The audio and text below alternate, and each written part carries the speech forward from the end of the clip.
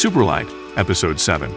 ROC HATFIELD, best-selling author, producer, and innovator, reads his new groundbreaking novel, Superlight. The author blends myths and ideas from the Ancient Astronaut Theory and the Hebrew Bible to tell a story that will open the mind to new possibilities and distant worlds, all under the creation of the One. This is Superlight.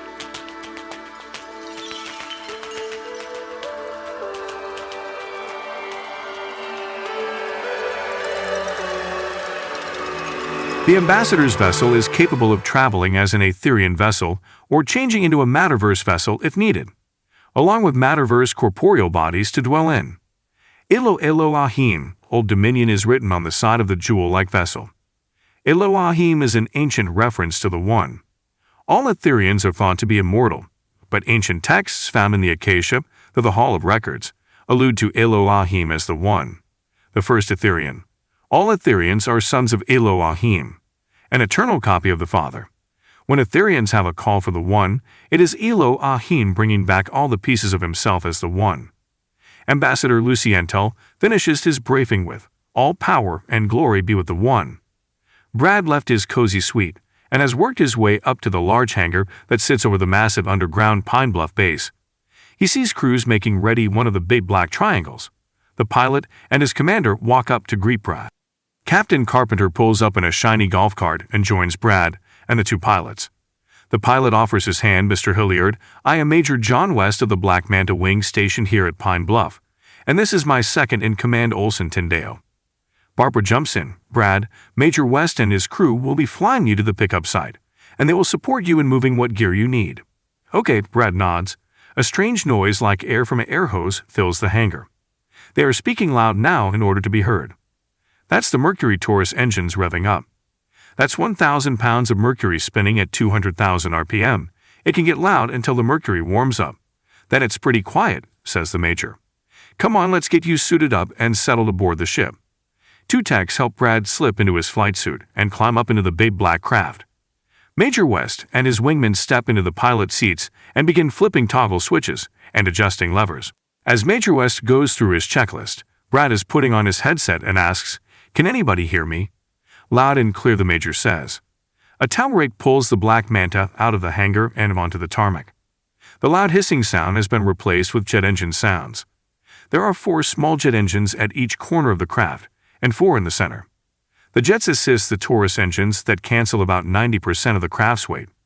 The jets lift the rest and provide forward thrust, explains Major West. The Black Manta is a space elevator. She can fly subsonic like a regular jet, but her real talent is being able to lift very heavy payloads into Earth orbit. She flies straight up and comes right back down. We can then turn around and go right back up within hours, the Major concludes. "So, very impressive, Major." Brad says, "Okay, sit back and relax. We will be at the coordinates that you provided in an hour or so. Your flight attendant will be by soon to get your drink order. And once again, thank you for flying Black Manta Air." Walter and Nancy are crawling down a bumpy service road along a tree line out on Walter's brother's property. The big van moans and groans as Walter parks near the big open pasture. It's a clear moonlit night. Out here far away from the city lights, you can see millions of stars, a beautiful night. Walter calls Brad on his burner phone. Brad picks up. "Walter, we good?" "Damn skippy," Walter replies. Brad holds the phone out at arm's length, with a puzzled look on his face. "Walter, we need to move the Superlight, the chip trays, and the tri-drive stacks. We can use all the processing power we will ever need where we are going," Brad says. "So, where is that?" Walter asks. "Pine Bluff Deep Underground Base." "Oh, a DUMS?" Walter responds. "A very deep underground base. The place is amazing. You will be very impressed," Brad says, hoping to calm nerves. "So, what are you flying in, a big helo?" Walter pries. "No, but not exactly, Walter." "Look for a big black triangle." "Okay, Walter, see you in a few minutes." Brad hangs up. Major West comes on the comm. "You are going to like this, Brad. There are a good number of aircraft in the vicinity, so we are going full stealth. We have an outer skin covered with thousands of small screens. Basically, cell phone screens. Cameras on the opposite side of the craft project the background onto the thousands of screens, and the result is we disappear to any visual observers. Anyone looking closely will only see a fuzzy outline of the ship, which is difficult to see from a distance. Comes in handy if we are carrying secret hardware into space. Plus, the shape and predominantly all carbon fiber shell make us invisible to most advanced radar. Unbelievable, Brad says. Hey Major, will my folks see us on the ground when we land? Only when I turn the camo off. Cool, Brad snaps. We are coming up on the meet site right now. I can see the van on the ground with the thermal system. Stand by. The Major announces. A minute later and Brad can feel the big bird settle down. I just turn off the camo for a second, so they can see us. I know they heard us. Go ahead and debark the craft. I'm going to turn the camo back on, just to be on the safe side. Roger that, Brad says. Brad quickly climbs down the little ladder that extends to the ground. He can see Walter and Nancy, and runs to greet them. They both have equipment they are carrying. Brad grabs a stack, and they move it onto the Black Manta. A big jacked-up pickup truck bursts from the tree line, and out onto the meadow, stopping just 20 yards from the Manta. Major West turns off the camo, and the giant black triangle appears from nowhere. He then turns on the brightest lights the ship has. The pickup backs up all the back to the tree line from where it came. Brad, we need to go. Everything on board? We good? Just about, Major, Brad says out of breath. The Major lifts the Black Manta 10 feet above the ground. West turns the lights off and flips on the camo, and it looks like the giant ship just vanished. The pickup truck was just two hunters that stumbled out onto the meadow. They watch the whole scene through the windshield of their truck. The driver asks, "You want another drink, Bobby?" The passenger reaches for the bottle.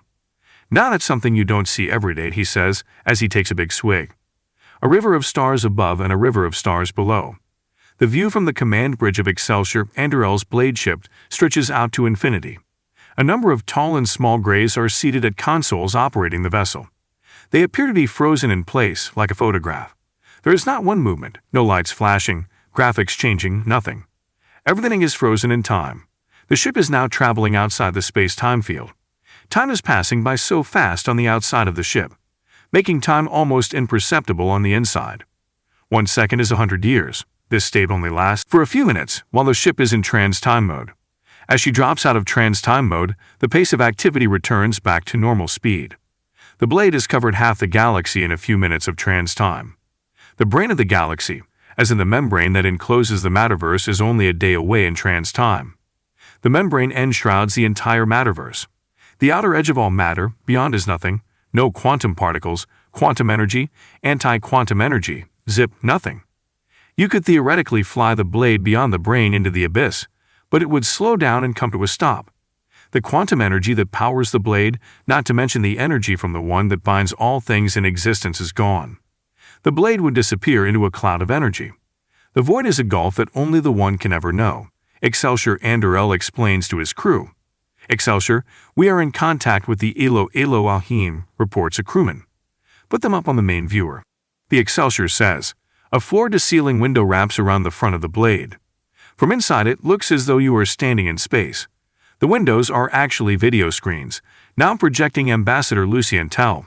"Be not afraid, power and glory to the one, Ambassador in the highest." The Excelsior announces, "Yes, Excelsior, may the one enrich and protect you." The standard greeting between dignitaries has been delivered. "Ambassador Lucien Tell, what do we owe this true and rare pleasure?" Andurel asks, "Please accept my invitation to join us here aboard the Elohim for a conference among Etherians. I see you are wearing your corporeal robes. Please join us as brothers," the ambassador requests. "It would be a great pleasure and honor to join you, Ambassador. We will join you in one chronos." "As above, so below," says the ambassador. The screen goes black, then as a giant window. Crews from the Black Manta flight wing are securing the returning Black Manta. The top-secret asset is now safe in its underground hangar. Brad, Walter, and Nancy are greeted by Captain Carpenter. It's 6 a.m. Good morning, Brad. "Good morning," Brad says. "This is Walter Abram and Nancy Carrington. They are the brains behind the Superlight. They led a team of about 1,400 hardware and software engineers to bring the Superlight into being. Good to meet you both. I bet you never thought you would be riding on a top-secret spaceplane this morning." The captain jests. "No, not in a million years, but it was awesome," Nancy says with a spark. "You guys are famous. The news media are all over your story, and some rabbit hunters have reported encountering a UFO this morning." Barbara smiles as she delivers the news. "I am sure you all are exhausted. I'm going to send Airman First Class Johnson to escort you to the guest level and help get you settled in. Let's meet up at lunch. I will have Airman Johnson escort you to the mess at noon." Brad flops down on his couch and turns on the TV. He finds a news network. This is News Now. Good morning. I'm Tom Jennings. The news around billionaire playboy Brad Hilliard and his struggling company continues to escalate. The company's chief medical officer, Jason Anderson, spoke last night about some of the strange experiments Hilliard and his science team were carrying out. Jason is speaking with a reporter. Yes, I saw a very advanced technical device, a camera. When the device was pointed in the direction of a human, you could see a being, a spirit if you will, moving inside of them. It was a separate being moving in and out of the person. Terrifying, actually. People are now calling the Superlight device Spirit Cam, now in other news. Brad turns the TV off. Brad picks up the encrypted phone Barbara gave him and dials Jason's number. Jason sees it's a caller unknown number, but he answers anyway. Hello, he says. Jason, how's it going, buddy? Brad asks. Brad, are you all right? Fine, Jason. What about Walter and Nancy? Jason asks. Good, we are all good. Jason, I have been watching your interviews. Great stuff. Spirit Cam, very catchy. Hey, Jason. Yes, he responds. You're fucking fired. Good luck and goodbye. Brad hangs up. Brad immediately realizes who the traitor is, motherfucker, he says under his breath. Excelsior Andrew L. is standing in his private quarters. He is drinking water and eating some type of flat cracker. A ceremony he performs any time he prepares to disrobe. A system of restraints are hanging in a closet. He backs into the little closet and binds his waist, legs, and torso, with the restraints hanging in the closet. He stands still, and the Ethereum that drives the body steps out and down onto the floor. Andrew prefers his corporeal robes over his natural Etherean body, as do most Etherians. They find the visceral feelings of touch and solidity addictive. Andrew and his other now disrobed crew members move to the transportation debark site on the Blade. Look for the print version of Superlight where you buy books. Superlight is part of the Atlanteum Network, a collection of books, videos, and podcasts. You can find all things Atlanteum on Amazon, Lulu, YouTube, Twitter, and Facebook. Until next time, power and glory to the One.